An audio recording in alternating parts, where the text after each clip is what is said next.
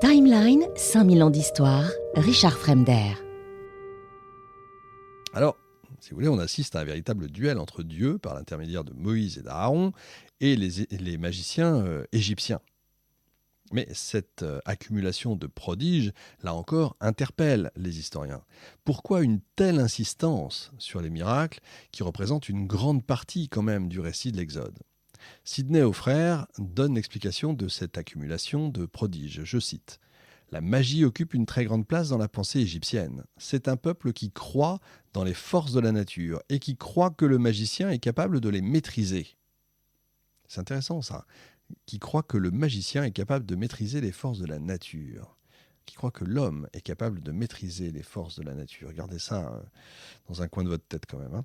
Les papyrus égyptiens regorge effectivement d'une littérature qui met en scène des magiciens qui accomplissent des prodiges toujours plus spectaculaires les uns que les autres. La magie, déjà à l'époque, fait vendre. Les prêtres et les artisans ont établi un véritable trafic, on peut le dire, d'amulettes et de papyrus magiques censés protéger celui qui les porte contre toutes sortes de périls, aussi bien naturels que surnaturels, et puis ça va durer encore jusqu'à aujourd'hui, jusqu'à hier. Le récit des 10 plaies reprend donc le schéma thématique du conte égyptien. Il en reprend même les symboles. Le bâton d'Aaron rappelle la baguette de palmier dont usent les magiciens du Nil. Quand il jette son bâton à terre, il se change en cobra, image par excellence, là encore, de la magie dans la culture égyptienne.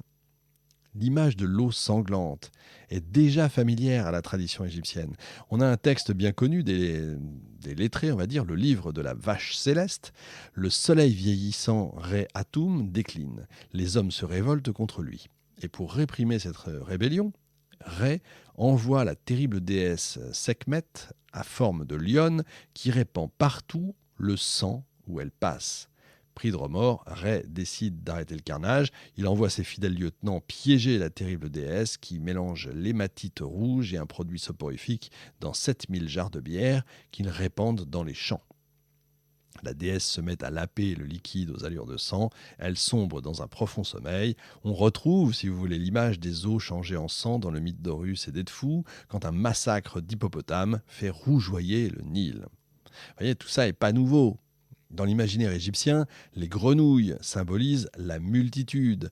Pour écrire le nombre de 100 000, les Égyptiens d'ailleurs utilisent le signe du tétard. Pour lutter contre les vermines, les poux, les punaises, les puces, etc., qui ne cessent évidemment de se multiplier, surtout au printemps, les hommes et les femmes ont l'habitude de s'épiler de la tête aux pieds. Les plus riches se font raser la tête et portent toute une panoplie de perruques pour se préserver de ces bestioles épouvantables. Les mouches, les moucherons, les moustiques font également partie du paysage. Hérodote raconte que les Égyptiens dorment dans des filets ou sur de hautes tours pour se préserver des piqûres. Les actuels habitants des rives du Nil subissent même encore aujourd'hui les ravages de ces bestioles.